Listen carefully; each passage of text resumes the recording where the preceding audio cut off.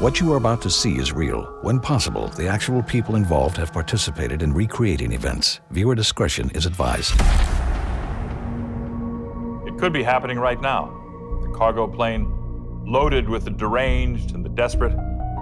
Men and women selected to participate in a brutal survival game. All but one of them will die. They call it the Battlegrounds. For decades, I've searched for proof of its existence. Ladies and gentlemen, what you are about to see is real.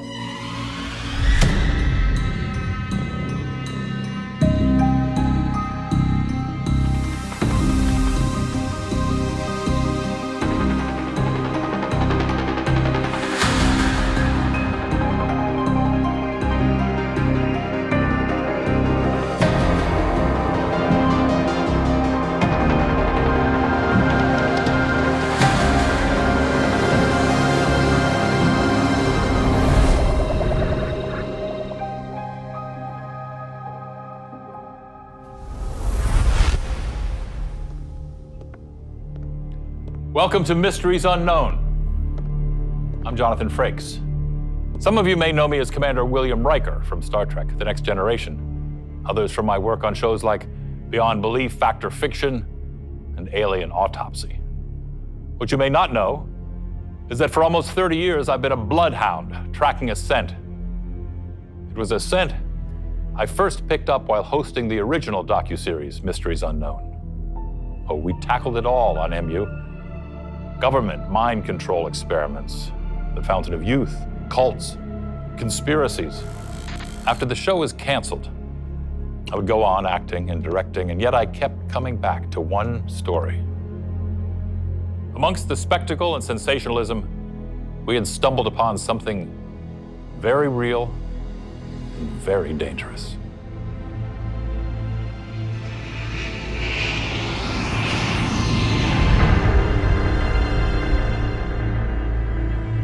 My name is Dr. Ursula Bauer, former head of Applied Sciences, Tithonic Industries. The rules seem to be fairly straightforward. There's between 30 to 100 combatants. Their deaths have all been faked beforehand. They are flown to an island, usually an island, and they fight to the death until only one remains. They call it Vir Solidarius, the lone survivor. You said they. Who is they? Well, for years, we had no idea. We never expected anyone would talk.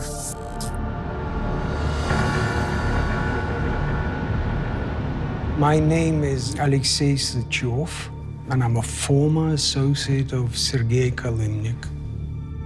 How many deaths do you think you're responsible for?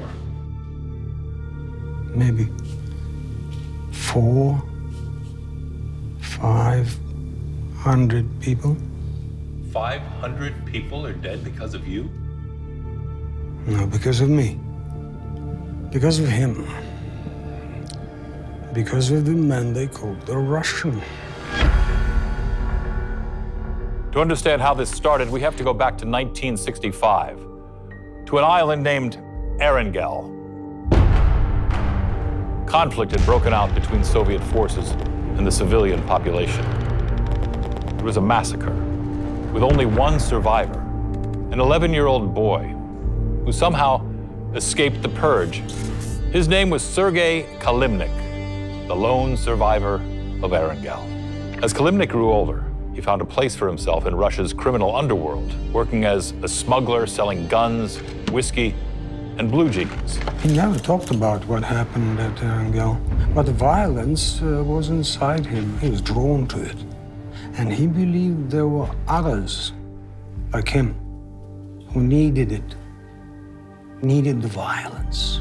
That's how he knew he could sell that tape.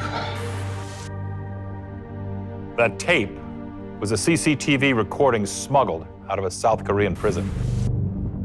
A recording of an attempted hit that erupted into a full-on riot. It was brutality, raw and unfiltered, and Kalimnik would use this tape to build an empire.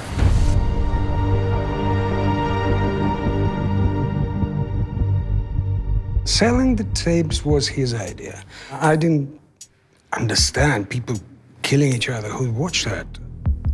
Sergey explained. They don't want to watch people die. They want to watch people survive. The tape became a hot item in the underworld. Every gangster, pimp, and wannabe kingpin desperate for a copy. And they all had the same question. What else do you have? We didn't have anything, not yet. But Sergey wasn't going back to smuggling blue jeans. No. He said we need to produce more material. They were called Gulag Tapes. They were prison riot videos, poorly produced, incredibly violent, shot in prisons and countries you couldn't pronounce. This one was shot in '88. And we sold the master for 430,000 US. It wasn't hard at all. Just pay off prison guards and roll tape. To understand this trend, you need to realize this coincided with the birth of the internet itself. What previously could only take place in back rooms was now flourishing in the new freedom of the World Wide Web. You've got mail.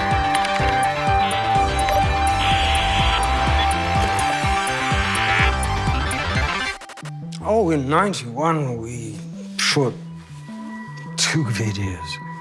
Sergey was worried about after the wall came down. But it actually opened things up for us. Oh, they were horrible, no question. But to a certain kind of collector, these tapes were highly sought after.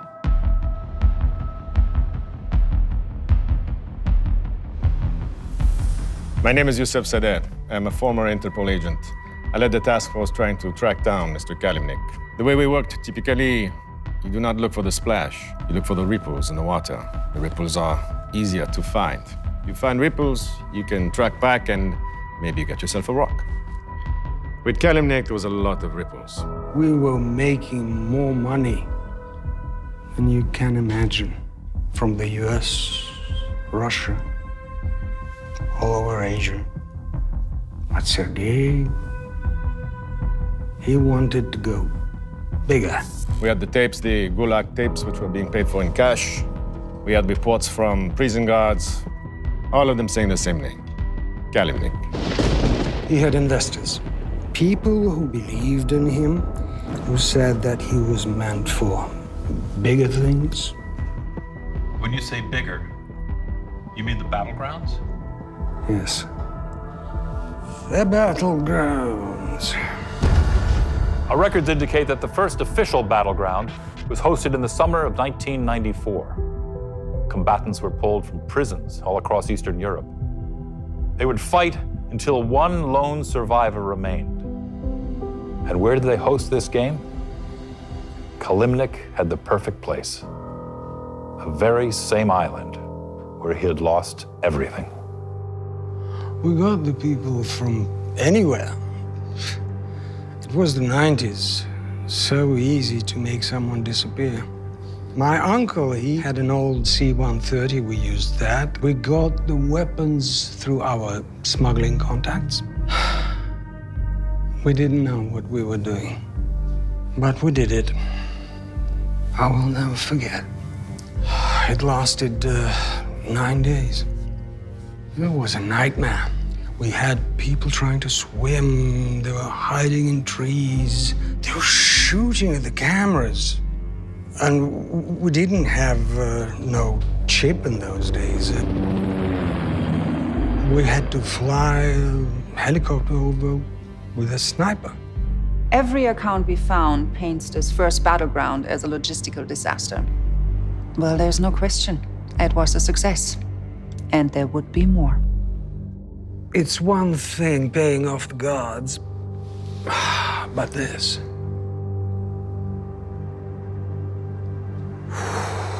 After that, I told Sergey I was out. Then all of a sudden, this man vanishes. Poof! Disparu. In organized crime, when someone like Kalimnik disappears 10 out of 10 times, they have been taken out. But here's the thing. This man did not just disappear. This man was wiped clean.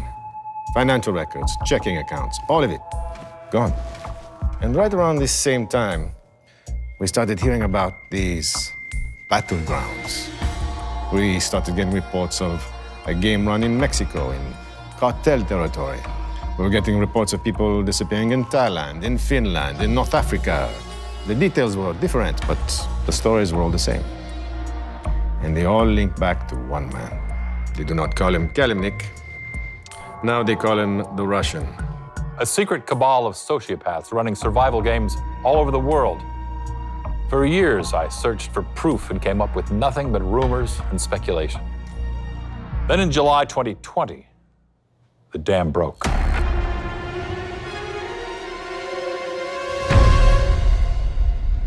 There had been leaks before, satellite photographs mostly, a witness account. But even the most optimistic of battleground truthers never thought we'd see actual footage from a battleground. A hard drive was recovered containing what appeared to be video of a battleground on the island of Sanok.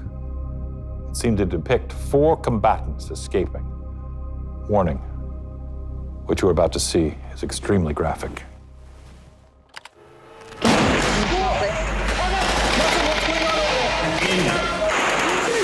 Oh my God. I'm the IT guy, all right? I don't have any Yeah, okay. what you guys do upstairs.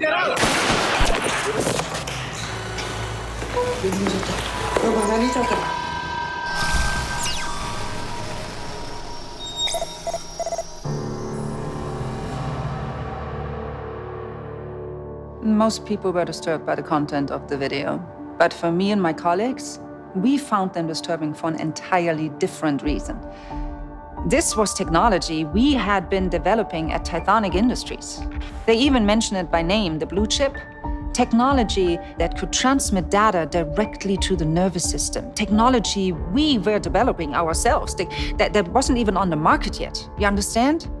Tithonic Industries, a company formed in the 1970s under the auspices of extending human life.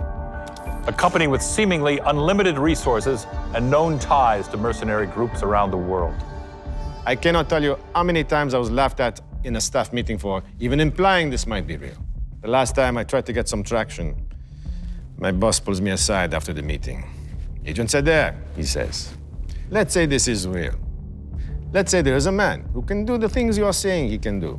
Buy these islands, make a cartel disappear, and no one says anything. Why in the hell would you want to find this man? What did you say to that? I said I needed to know why he's doing it. I spoke up about it. Of course I did. I said I was concerned about what I saw. They eliminated my position the next day. When I went to the news media, they said it was a hoax and that the footage had been tampered with. Well, of course, because someone tried to hide their own digital fingerprints. No one would listen. No one cared. The official position from Interpol is that, yes, the Sanok tape is a deep fake. Do you believe that? All I can say is that the official position from Interpol is that the Sanok tape is fake. Live longer, live brighter, live better. But what if only 1 in 100 get to live at all?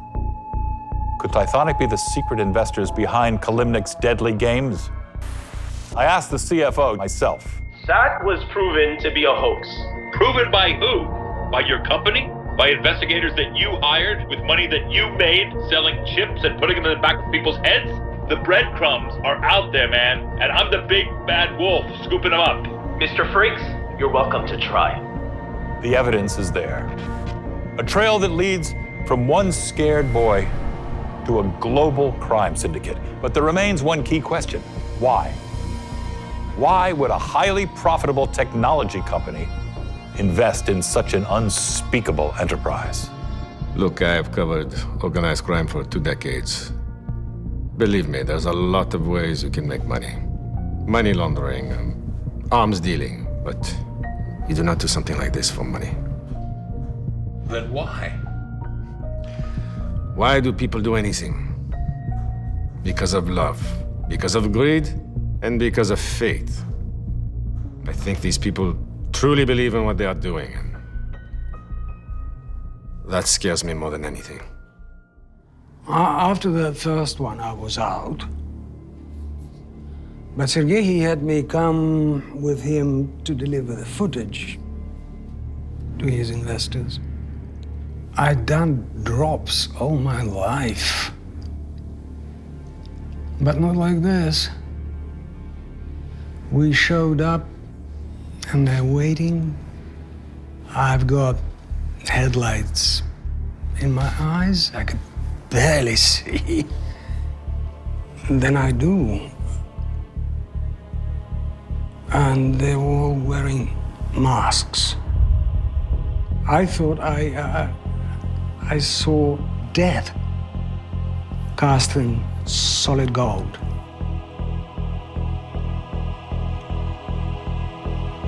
I don't know who they are. I don't know why they're doing this. But I know that this is not the end game. All of this. This is just the beginning of something. In the time since recording his interview, we've been unable to reach Alexi. Our thoughts are with you, sir, and we hope you're safe. Who were those masked figures? And what do they want? We don't know. Not yet. But I'm not giving up. Not as long as the answers are out there, and not as long as there still remain mysteries unknown.